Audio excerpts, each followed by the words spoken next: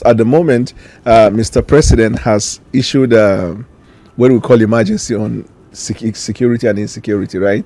And ordered, because we know the limitations in terms of the number of military personnel, police personnel, and what has been the status quo. So, but now we are ramping up. There is an order to recruit about 50,000 police officers, over 20,000 military officers. Even the SSS were asked to recruit more, send their operatives, very trained ones, to the forest where these people operate from. You know, we have a porous border, and from the Sahel, that's when you see this movement of the people. So even our kids who are in school and are now the vulnerable ones, because in asymmetric warfare, usually they take advantage of soft target. The president now had ordered that we should come back to the Save the School initiative, where people who are living in the outskirts of the town, you bring them back into an arrangement called mega school. They are doing it actually in Maiduguri, and then those who are in local government, you bring them back, integrate them into unity schools. So, and then give scholarship to people. And so we're finding ways, we're constantly trying to find ways to resolve this problem. Your critics are saying that the steps are too sudden and reactive, that this thing have lingered for so long, and it seemed like water on the back of a chicken every time that people screamed. And I remember that in the past 2 years, every new year heralds with dead people, whether it's in Plateau or Benue. And they're saying that all of a sudden, because the US is interested, it seems like you're all running like a helter-skelter. Is it because the US is concerned and we have been designated a CPC? Well, first of all, the other blessing side of being designated CPC is that you are now put in a position where there is fast-track help.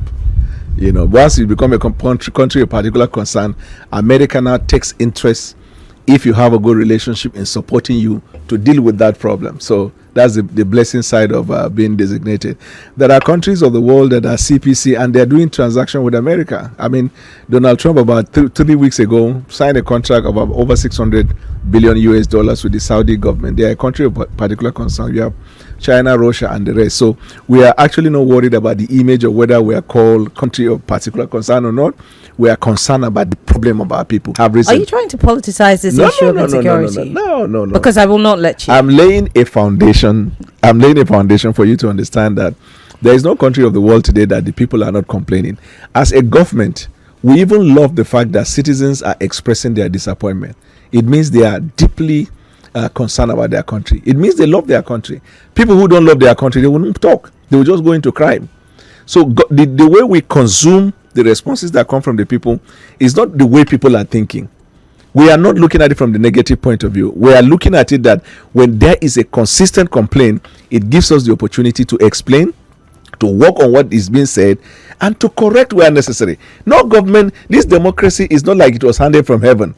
And when you are governing a people of over 230 million, you will discover that there will certainly be, there's no executive action you take that everybody will subscribe to, because one man's food is another man's poison.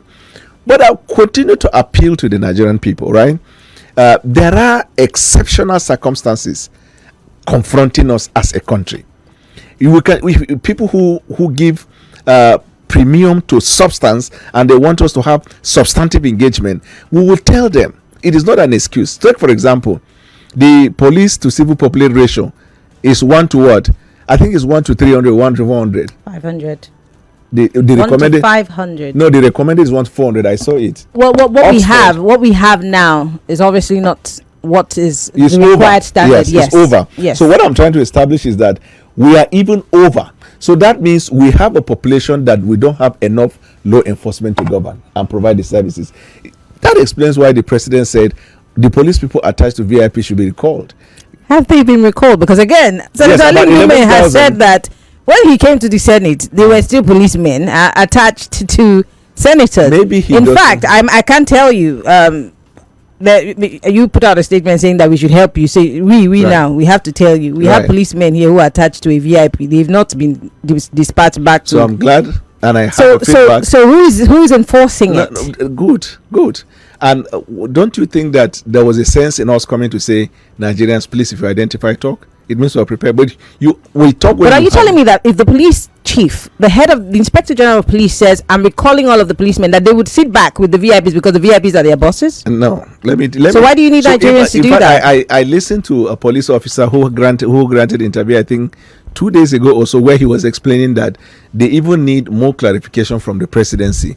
He said because, and I get the point he's trying to say, that the order that VIP should be police should be withdrawn from VIP might, from his own construction, might mean private people, celebrities, but not necessarily government functionaries, that by the very nature of their work they have to be protected. We have the what do you call these NSCDC. We also have them, and they are being deployed to places. I can confirm to you that these police that are being recalled are already being mobilized for training. Where we used to have youth service corps orientation camp have been identified for the training of not just those that are recalled, but the new recruits into the Nigerian security forces. It's a serious business. So we continue to appeal to Nigeria. We have limited number of police. If I ask you a question, for example, when was the last time you went to your village? And I asked when I just came back. Good. So when you drove, it's the safest place in the country. Which part of the Cross country? River. Oh, Yes. wonderful. Yes. How many police have you seen on your way to your village and back? Did you see sufficient police? Well, I didn't check. I flew in and So I flew there's out. no. Oh, you flew in and you flew out. So you don't even belong to the Nigerian people we are talking to. We are talking to those who are going through problem. But obviously, it may not resonate. But quickly, because I want to let me land on this quickly. So because of that, you can understand the peculiar situation that we are confronted, and this same thing can be applied in every facet of life. So we used to have just one problem, Boko Haram in the northeast. Now it's hydra-headed. You find them in the northwest. You are in north central. They are trying to go to the south. With the limited number of manpower, definitely it will be challenging.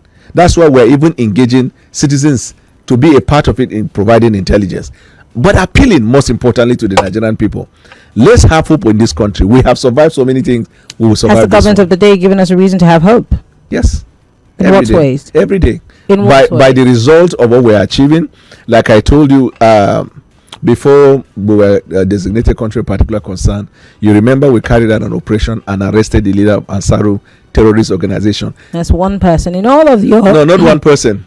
Another thing that Nigerians are asking right. because you see, there are people that, for example, if I were to have a fight with you on social media, or I said something ludicrous about you, the DSS knows my house, they will find me, and then of course they will throw me in the police, whatever. But then these guys on TikTok. It's not the work of DSS. Hold on. Police. Whatever. No, it can't be whatever. You mentioned them. No. On TikTok, these guys are brandishing the amount of monies that they received as monies that, as ransom. They're everywhere on social media.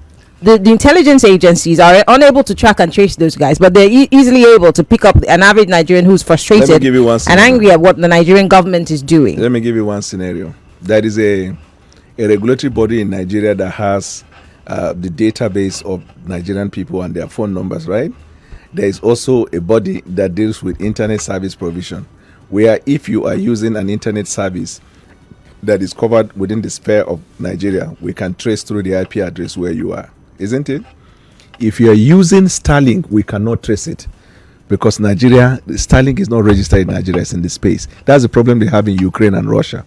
These terrorists, they are most of the times, they are using cellular service and internet from the neighboring countries, not Nigeria. So it becomes tricky. How convenient. That they are using How convenient, Mr. Bwala. That they are using That they're using Starlink. When did Starlink come into Nigeria? Starlink? Did he come after the Tinubu administration or before? Well, I know Starlink. I've been using Starlink before President Tinubu was before he was sworn in as the president.